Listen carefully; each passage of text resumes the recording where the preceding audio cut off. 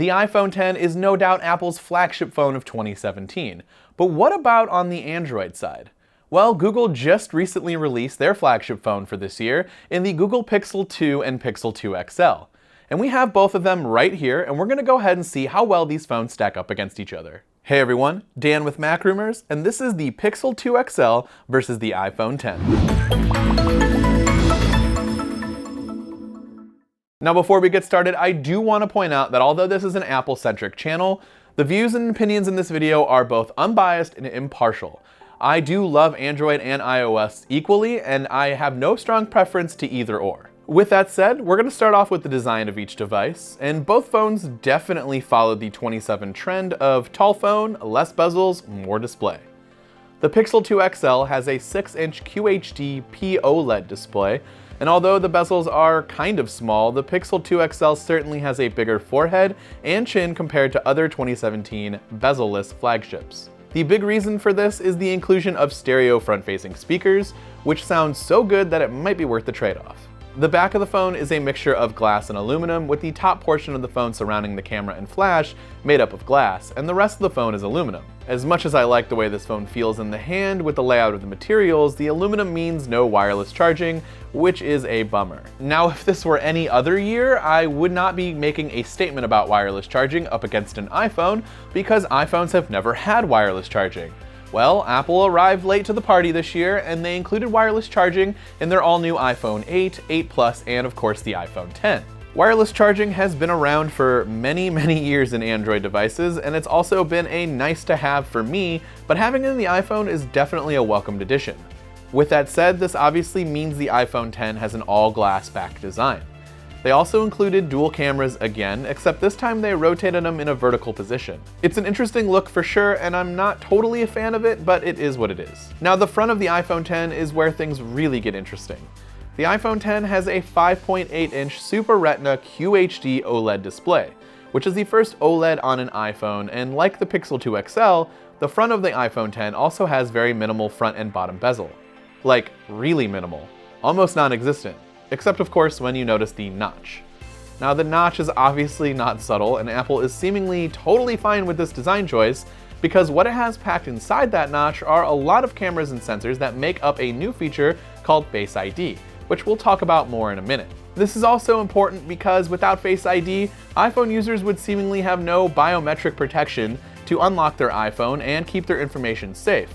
Because if you haven't noticed by now, the fingerprint sensor is no longer around. Regardless, the iPhone X form factor to me is much better than the Pixel 2 XL because it's not as tall or wide, so whatever's left of one-hand usability in 2017 these days is much easier on the iPhone X as opposed to the Pixel 2 XL. So the iPhone X is essentially the screen of an iPhone 8 Plus packed into a slightly taller iPhone 8, which to me is the perfect size smartphone. Now that we know what the phone is like on the outside, what does each device pack underneath the hood? Well, without getting too involved with specs and performance benchmarks, they are both packing the best hardware that is currently available in 2017. Even though the chipsets are a bit different, with the Pixel 2 XL carrying a Snapdragon 835 and the iPhone with their own A11 Bionic chip, the Pixel has 4 GB of RAM compared to the iPhone's 3, and they are both performance champs. Sure, if we were actually to break them down and do benchmarks, the iPhone X blows the Pixel 2 XL out of the water. However, I honestly do not notice much of a difference in real-life use.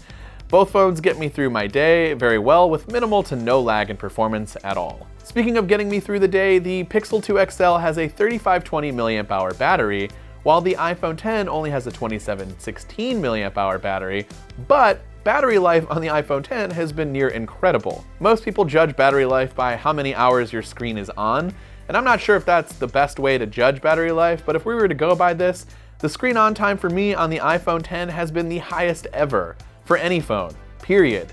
I've been getting in between 7 and 8 hours of screen on time in a single charge, which is nuts. Now these statistics of course apply to me in my use case, so some of these might be drastically different, either higher or lower in battery life, but I just want you guys to keep that in mind. For reference, the Pixel 2 XL gets me a modest but great for Android 4 to 5 hours of screen on time, because whenever I use an Android phone, for some reason I can never seem to get higher than 4 to 5 hours, but I've seen people also get 7 to 8 hours.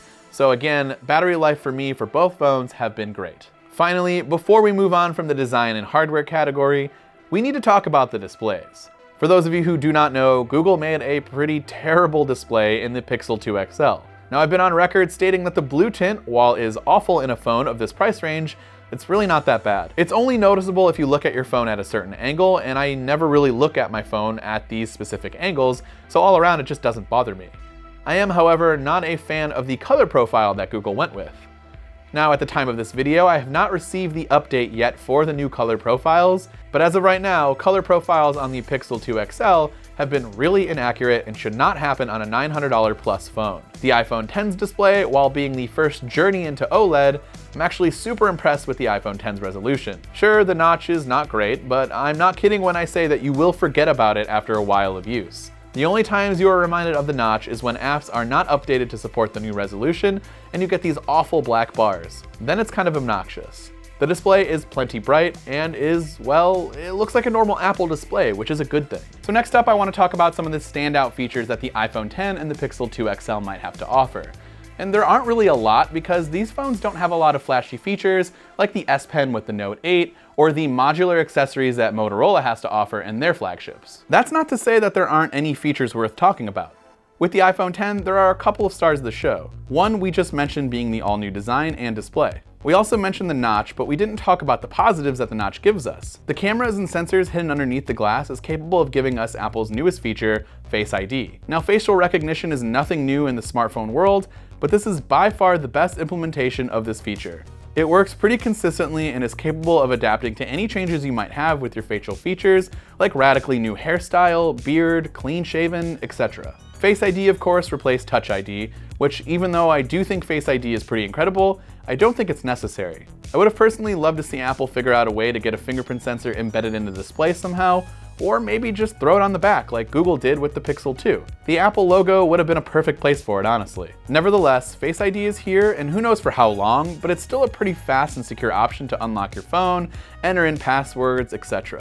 The True Depth camera also brings way to a new feature called Animojis. So by now you've probably seen a bunch of Animoji karaoke videos or people sending you these in texts, but in a nutshell, the facial recognition software can map your face and expressions and plaster it right there on these emojis. You can then record a 10-second message and send it off to your family and friends.